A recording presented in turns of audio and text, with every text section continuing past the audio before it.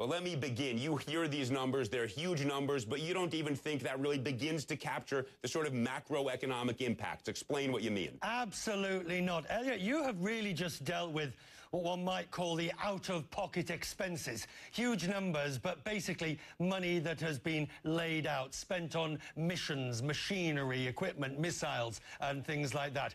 But now add in all the other things, the journeys that weren't taken, the airlines that made losses, the shareholder value that was destroyed when share prices went down because of recessions. When you start to extrapolate out much greater costs, you realize just how little the numbers you're talking about really are. And then finally, you have the opportunity costs, of course, because all the money that was spent on one thing wasn't spent on another. The fact is, 9/11 affected this country. It affected it emotionally, psychologically, and physically, and deeply financially.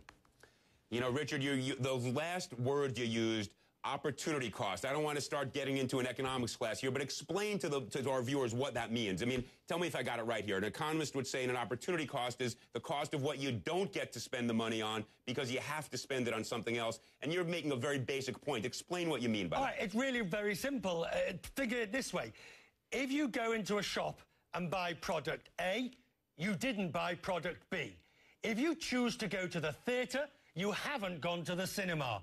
If you choose to do one thing, there is an opportunity cost, a loss for not having done something else. Now, in this case, you're talking about the billions and trillions of dollars that were spent on the military, on missiles, on missions and wars and security. Of course, there was an economic benefit to that. That money did trickle into the economy through jobs. But it wasn't spent on healthcare.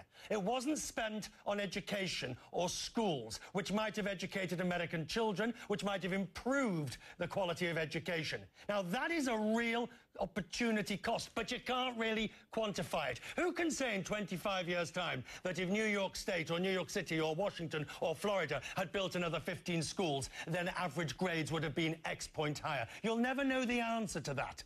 But the fact is, we see it clearly that money was spent on one place and denied in another.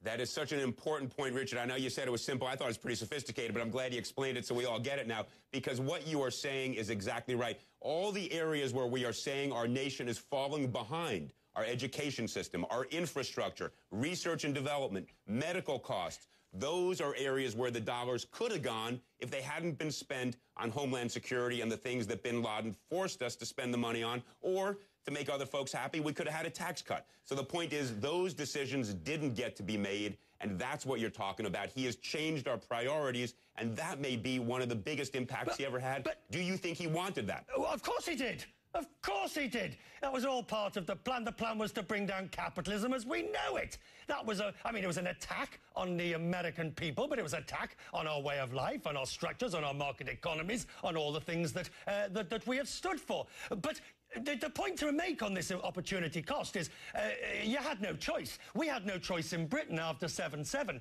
You had to spend the money. The war was not chosen. The war was brought to your doorstep. So not spending the money was as false opportunity cost as economists might put it. That's right. But understand that bin Laden, by his investment, reasonably small in terms of dollars and cents, has completely altered the set of priorities that dictated our spending over the past 10 years. That is his greatest, and I hate to put it in terms of this, but a return on equity. He, with a small investment, forced us to spend trillions of dollars on things we didn't necessarily want to spend it on. Well, I hate to say a truism of terrorism, but remember, never, never, never forget what the IRA said famously in the 1980s after they tried to blow up the then British Prime Minister, Margaret Thatcher. You have to be lucky every time. We only have to be lucky once.